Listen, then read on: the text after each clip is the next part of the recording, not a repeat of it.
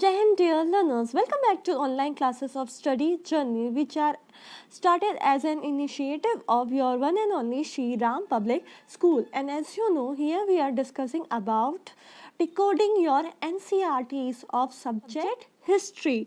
Here, I, your one and only Soumya ma'am, teacher at SRPS, is taking up your class 9th history sessions of the book of India and the Contemporary World part first, about which I have already discussed with you that we are covering here this book of NCRT under the guidelines of CBSE for your class 9th session 2020 and 21. We are on the chapter number 2, Socialism in Europe and the Russian Revolution, in which we are discussing the topic of socialism in Europe. So we have already gone through the first lecture of this chapter, which I have discussed with you all about the coming up of socialism, the concept of socialism in Europe, and how it was different from liberals, radicals and conservatives attitude. उसके बाद हमने last session में discuss किया था कि कैसे industrial society develop हुई थी यूरोप में एंड सोसाइटियल चेंज कैसे आया था पूरे यूरोप में. आज हम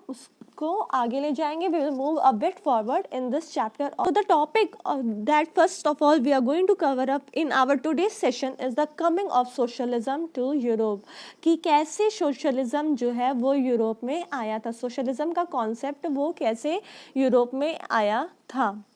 तो हमने लास्ट क्लास में ये ऑलरेडी डिस्कस कर लिया था कि सोशलिज्म जो है वो एक अलग ही एटीट्यूड था थिंकर्स का, बिलीवर्स का, जो ये मानते थे कि प्रॉपर्टी जो होती है वो किसी भी सिंगल पर्सन के हैंड में नहीं होनी चाहिए, बल्कि वो हर किसी में डिस्ट्रीब्यूट हो जानी चाहिए. तो इसी को सोशलिज्म एटीट्यूड बोला जाता है, सोशलिज्म थिंकिंग बोला जाता है, और इसके बारे में हम डिटेल में अब आगे डिस्कस करेंगे.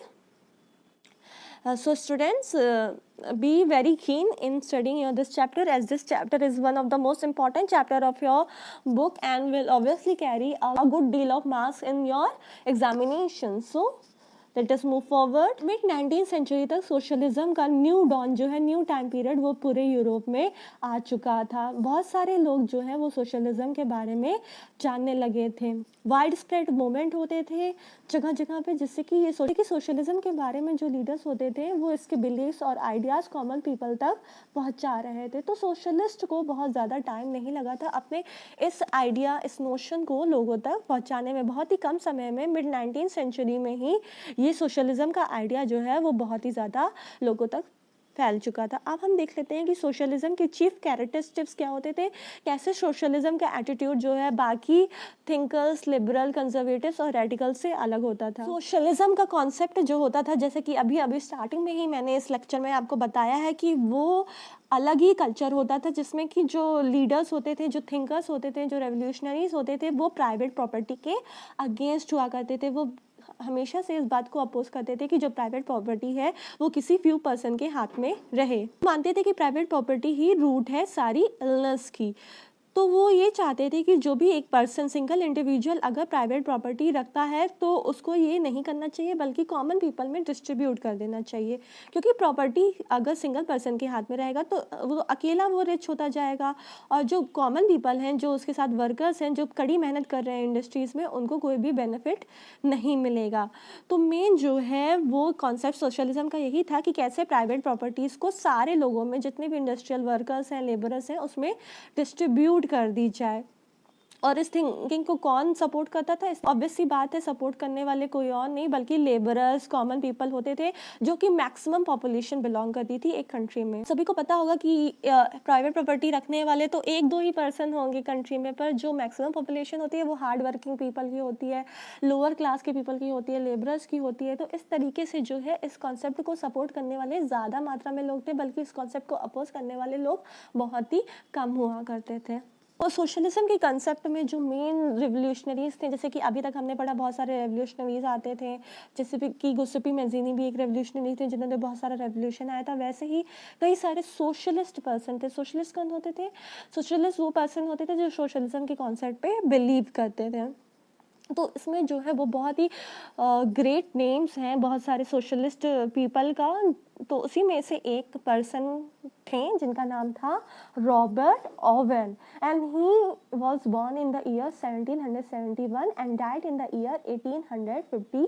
इंग्लिश मैन्युफैक्चरर थे, मतलब कि इंग्लैंड में बॉर्न एंड ब्रॉट अप हुए थे, और वो जो है एक मैन्युफैक्चरर थे नॉर्मल स्केल के, बहुत ही ज़्यादा रिच भी नहीं थे और बहुत ही ज़्यादा पुअर नहीं थे। तो उन्होंने सोशलिज्म के वो स्ट्रॉन्ग बिलीवर थे, और सोशलिज्म के कॉन्सेप्ट को प्रमोट करने के लिए उन्होंने कोऑपरेटिव सोसाइटी बनाई। कोऑपरेटिव सोसाइटी क्या होती है, ये क्वेश्चन आप लोगों के दिमाग में आ रहा होगा। तो कोऑपरेटिव सोसाइटीज़ वो एक फॉर्म की सोसाइटी होती है जिसमें कई ग्रुप ऑफ इंडिविजुअल एक दूसरे के साथ मिल के रहते हैं, अपने अपने जो पैसा होता है उसको पूल अप करते हैं, मतलब कि मिला लेते हैं, और जब भी एक दूसरे को ज़रूरत पड़ती है डिफ़िकल्टीज़ के टाइम में, तो वो एक दूसरे के लिए खड़े रहते हैं, एक दूसरे की हेल्प करते हैं, चाहे वो किसी भी फॉर्म में हो, फाइनेंशियली भी हो और मेंटली सपोर्ट हो, वर्क करने के कॉन्सेप्ट में हो। तो कोऑपरेटिव एक फॉर्म ऑफ कम्युनिटी होती है, एक सोसाइटी होती है जिसमें कई लोग साथ मिलकर आते हैं और अपने अपने रिसोर्सेज को, जो भी एक के पास रिसोर्सेज है, किसी भी फॉर्म में रिसोर्सेज है, मान लो एग्रीकल्चर कोऑपरेटिव बना है तो जो कई सारे फार्मर्स हैं, इट इज़ एन एग्जाम्पल, वो एक साथ होके आए और उन्होंने अपने रिसोर्सेज को पुल अप कर लिया, मतलब कि थोड़ा बहुत पैसा उन्होंने मंथली बेसिस पे एक फ़ंड बना के सबमिट कर दिया कि ये हमारा कोऑपरेटिव सोसाइटी का फ़ंड है। अपने अपने जो कुल्हाड़ी वगैरह होते, जो चीज़ें होती हैं, अगर उनके पास कुछ एक्स्ट्रा है तो उन्होंने उसको स्टोर में रख दिया, और जब किसी किसान के घर के पास मान लीजिए किसी किसान का जो खेती इस साल अच्छी नहीं हो पाई, तो वो उसे पैसे के फॉर्म में सपोर्ट करते थे ताकि उसका घर चल सके, या फिर उसे अपने खेत में कोई प्रॉब्लम है तो उसे वो अपने रिसोर्सेज प्रोवाइड करते थे जो भी उनके पास होता था। तरीके से कोऑपरेटिव सोसाइटी जो है वो एक दूसरे के कोऑपरेशन से चलती थी, मिल के चलती थी। बट ओवन ने जो सोसाइटी बनाई थी उसका नाम था न्यू हार्मनी, और उन्होंने ये सोसाइटी कहाँ बनाई थी, उन्होंने ये सोसाइटी इंडियाना नाम के शहर में बनाई थी जो कि यूएसए में था। बट कई और न्यू सोशलिस्ट पर्सन भी आए, उन्होंने कहा कि कोऑपरेटिव सोसाइटी जो है वो किसी एक सिंगल पर्सन के मेहनत करने से नहीं चलेगी। ठीक है, तो कौन पर्सन थे जिन्होंने रॉबर्ट ओवन के कोऑपरेटिव सोसाइटी के कॉन्सेप्ट को सपोर्ट किया, बट उन्होंने साथ में ये भी कहा कि ये कोऑपरेटिव सोसाइटी किसी सिंगल पर्सन के एफर्ट से नहीं चलेगी, बल्कि इसमें पूरे लोगों का, पूरी जनता को, और साथ ही साथ सबसे मेजर रोल है गवर्नमेंट को शामिल करने का। So there was a new socialist person whose name was Louis Blanche, and he was a French. He was born in the year 1813 and died in the year 1882. He believed that government has to support the cooperative society. उसने कहा कि government को सबसे ज़्यादा, किसी भी country की अगर गवर्नमेंट है तो उसको सबसे ज़्यादा ज़रूरत है कोऑपरेटिव सोसाइटीज़ को प्रमोट करने के लिए, उनको बढ़ावा देने के लिए, जो लोकल लेवल्स पे फॉर्म होती है। तभी जो है हम कैपिटलिस्ट को अपोज कर पाएंगे। अब ये कैपिटलिस्ट कौन होते थे, सोशलिस्ट के अपोजिट जो पीपल होते हैं उन्हें कैपिटलिस्ट कहा जाता है। ठीक है, सोशलिस्ट क्या बिलीव करते हैं, सोशलिस्ट बिलीव करते हैं कि प्रॉपर्टी जो है सिंगल पर्सन के हाथ में नहीं रहनी चाहिए, प्राइवेट इंडिविजुअल के हाथ में नहीं रहनी चाहिए, बल्कि ग्रुप ऑफ पीपल में डिस्ट्रीब्यूट हो जानी चाहिए। और कैपिटलिस्ट कौन होते थे, कैपिटलिस्ट वो होते थे जो इस बात को प्रमोट करते थे, इस बात पे हामी भरते थे कि हाँ प्रॉपर्टी जो है वो सिंगल पर्सन के हाथ में होनी चाहिए। तो लुइस ब्लांस ने यही कहा था कि जब तक हर कंट्री की गवर्नमेंट जो है कोऑपरेटिव सोसाइटी को, अपने अपने लोकल लेवल के कोऑपरेटिव सोसाइटीज़ को प्रमोट नहीं करती, तब तक हम कैपिटलिस्ट को रिप्लेस नहीं कर पाएंगे। इसलिए बहुत ही ज़रूरी है कि जो भी मेंबर्स हैं इन कोऑपरेटिव सोसाइटीज़ के, वो अपने अपने एरिया में, अपने अपनी कंट्री में गवर्नमेंट का सपोर्ट लें। तो अब जो है हम एक बहुत ही इम्पॉर्टेंट पर्सन के बारे में डिस्कस करने जा रहे हैं जिनको कि ग्रेट फादर माना जाता है सोशलिज्म के कॉन्सेप्ट का। He was no other than but the great Karl Marx and Friedrich angels.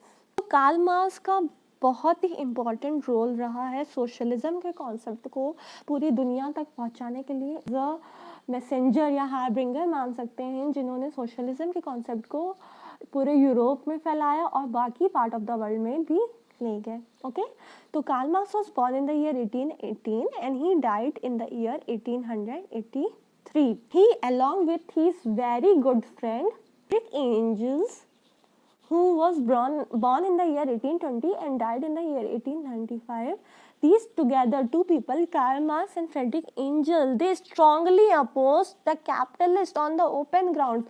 ये दोनों खुल के आए और ज़मीनी स्तर पे बड़े बड़े प्रोटेस्ट ऑर्गेनाइज करके ये कैपिटलिस्ट को बहुत ही ज़्यादा जो है डिस्करेज करते थे, कैपिटलिस्ट को अपोज करते थे। और जो कैपिटलिस्ट की इंडस्ट्रीज़ वगैरह होती थी, जो कैपिटलिस्ट इंडस्ट्रीज़ वगैरह में ओनर होते थे, उनको कहते थे कि वो अपनी पूरी प्रॉपर्टी जो है वो सारे के सारे वर्कर्स और लेबरर्स को दे दें। ऐसा इन दोनों ने क्यों बोला? ऐसा इन दोनों ने इसलिए बोला कि जब एक इंडिविजुअल जो है वो फैक्ट्री चलाता है तो जितना भी प्रॉफिट होता है, खूब सारा प्रॉफिट होता है, वो सारा प्रॉफिट अपने पास रख लेता है। और वो जो बेचारे गरीब वर्कर्स उसके फैक्ट्री में काम कर रहे हैं, उसको इतना अमीर बनने में मदद कर रहे हैं, प्रोडक्शन कर रहे हैं दिन रात करके, उनके बारे में बिल्कुल भी ध्यान नहीं देता है। इवन इफ उनको उनके लाइवलीहुड के जो इम्पोर्टेंट चीज़ें होती है, salary, wages, proper working hours, ये सब भी प्रोवाइड नहीं करता है। तो ये जो है वर्कर्स को सपोर्ट करते थे कि वो जो है कैपिटलिज्म को, प्राइवेट प्रॉपर्टी को कंट्री से ओवरथ्रू कर दे और पूरे कंट्री में जो है वो सोशलिस्ट पीपल रूल करने लगे। तो ये वर्कर्स को जो है प्रमोट करते थे कि वर्कर्स जो है अपनी डिफरेंट कम्युनिटीज़ बनाए, सोसाइटीज़ बनाए, पार्टी बनाए, जिसे कि इन्होंने क्या नाम दिया था? कम्युनिस्ट सोसाइटी का नाम दिया था। ठीक है, इन्होंने कहा था जितने भी वर्कर्स वगैरह हैं वो अपनी सोसाइटी बनाएं, पार्टी बनाएं, जिसे कि क्या कहते हैं? कम्युनिस्ट सोसाइटी कहते हैं। ठीक है, और उनका कम्युनिस्ट सोसाइटी का मेन काम क्या होता था? कम्युनिस्ट सोसाइटी का यही काम होता था कि कैसे जो है और भी कंट्री में जितने भी वर्कर्स वगैरह हैं तक ये मैसेज पहुंचाया जाए कि कैसे जो है उन्हें कैपिटलिस्ट के ऊपर जीत हासिल करनी है। और उन्होंने कहा कि यही जो कम्युनिस्ट हैं, यही जो सोशलिस्ट पीपल हैं, communist is the just the other name for socialist people, यही जो है ये अब फ्यूचर है अब न्यू जनरेशन का। अब जो कैपिटलिस्ट वगैरह थे, जो लोगों को उत्पीड़न करती थी, टॉर्चर करती थी, उनके बेसिक राइट का बिल्कुल भी ध्यान नहीं देती थी, अब वो टाइम चला गया। अब जो टाइम है वो सोशलिस्ट और कम्युनिस्ट पीपल का है। Okay, my dear students, so this was about the topic of the coming of socialism to Europe. So we have discussed here the meaning of socialism, how it was different from the capitalist, who were the leading or the pioneer socialist, and what was the cooperative society, about Robert Owen, Louis Blanc, Karl Marx, Friedrich Engels, and about their concept of communist society. So now let us move to the next topic of this chapter, that is support for socialism. Don't worry, this is a very small topic and we cover it up within 2 minutes. What does this topic says? This topic says that in the year 1870s, socialists spread their ideas in most of the countries of the Europe. वो अपना जो विचार था socialism का वो लेकर गए और उन्होंने इस आइडिया को, सोशलिस्ट आइडिया को पूरे यूरोप में ऑलमोस्ट स्प्रेड कर दिया था। और इसके लिए ताकि वो लोग अपने एफर्ट्स कोऑर्डिनेट कर सके, पूरे यूरोप में जितने भी सोशलिस्ट हैं वो एक बैनर के तले, एक रूफ के तले काम कर सके, इसके लिए उन्होंने अपनी एक पार्टी बनाई थी जिसका नाम था सेकेंड इंटरनेशनल। तो सेकेंड इंटरनेशनल में जितने भी लोग सोशलिस्ट थिंकिंग को बिलीव करते थे वो सभी आके जुड़ गए थे होल ओवर यूरोप से। मेनली इसका एपी सेंटर कहाँ था? इसका एपी सेंटर इंग्लैंड और जर्मनी में था। मतलब कि इंग्लैंड और जर्मनी में सोशलिज्म का कॉन्सेप्ट सबसे ज़्यादा पॉपुलर हुआ था। इंग्लैंड और जर्मनी में जो वर्कर्स हुआ करते थे वो अपना एसोसिएशन बनाया करते थे टाइम टू टाइम, और उसमें उनका मेन ऑब्जेक्टिव क्या होता था? उनका मेन ऑब्जेक्टिव होता था कि कैसे वो अपने साथियों की हेल्प कर सके अगर कोई डिफ़िकल्ट सिचुएशन आ जाए, कैसे वो जो है अपने अथॉरिटी से, मतलब कि जो उनके ओनर्स होते थे, इंडस्ट्रीज़ के ओनर होते थे, उनसे डिमांड कर सके अपने राइट्स के बारे में, जैसे कि उनको health and hygienic condition provide की जा सके, उनके वर्किंग आवर्स को रिड्यूस किया जा सके, उन्हें सैलरी और वेजेस करेक्ट अमाउंट में और करेक्ट टाइम पे प्रोवाइड की जाए। और साथ ही साथ उनका राइट की डिमांड थी वो थी कि गवर्नमेंट से राइट टू वोट हासिल करना। जैसे कि हम ऑलरेडी स्टार्टिंग में फ्रेंच रेवोल्यूशन में पढ़े थे कि जब राइट टू वोट मिला भी लोगों को तो वो सिर्फ प्रॉपर्टी मैन को मिला था, बल्कि जो पुअर पीपल थे उनको नहीं मिला था। तो इसलिए जो वर्कर्स होते थे उनकी अपनी गवर्नमेंट से एक और डिमांड होती थी कि उन्हें राइट टू वोट भी मिले। कॉन्टेस्ट में जर्मनी में जो वर्कर्स हुआ करते थे इंडस्ट्रीज़ के, वो जो है एक पॉलिटिकल एसोसिएशन बना लिए थे, अपनी पार्टी को जो है पॉलिटिकल लेवल तक बना लिए थे। बस इंडस्ट्रीज़ और छोटे मोटे प्रोटेस्ट तक ही नहीं सीमित थे, बल्कि वो अपने आप को पॉलिटिकल लेवल तक ले गए थे। और जर्मनी में जो एक पॉलिटिकल पार्टी थी जिसका नाम था सोशल डेमोक्रेटिक पार्टी, उसके साथ इन्होंने कोलैबोरेट कर लिया था, उसके साथ ये लोग काम करते थे। और अब ये लोग जो है सीधे पार्लियामेंट्री सीट्स के लिए लड़ते थे, क्योंकि किसी भी चीज़ में बहुत ज़्यादा अगर हमें रेवोल्यूशन लाना है तो बहुत ही ज़्यादा ज़रूरी है कि हम गवर्नमेंट में आए, राइट। तो इसी सोच के साथ जो है जो वर्कर्स होते थे वे आपको जर्मनी के एक political party social democratic party के साथ एसोसिएट कर लिए थे। और अब चाहते थे वो कि वो इलेक्शन लड़े, पार्लियामेंट्री सीट्स के लिए लड़े, और जब वो गवर्नमेंट में आ जाएंगे तभी वो अपने हक की लड़ाई को पूरे नेशन लेवल पे ले जा पाएंगे। बिल्कुल ऐसे ही 1905 में लेबर पार्टी फॉर्म हुई, कहाँ पे, ब्रिटेन में, जो भी यही चाहती थी कि वो पार्लियामेंट्री सीट्स को विन कर सके ताकि कंट्री के गवर्नमेंट में आ सके और सोशलिज्म के कॉन्सेप्ट को हर एक जनता तक पहुंच जाए।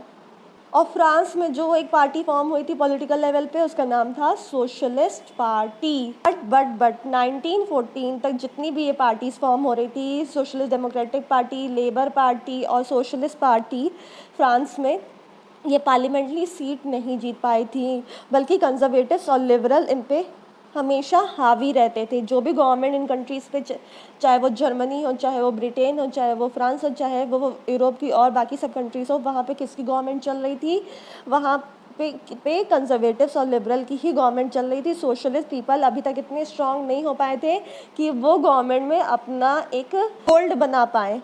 My dear students, this was all about our today's lecture. In today's lecture, what we discussed about coming of socialism to Europe as well as the support for socialism. In next class, we will study that how this socialist concept was introduced in Russia. So for today, this much only. Thank you all. Jai Hind.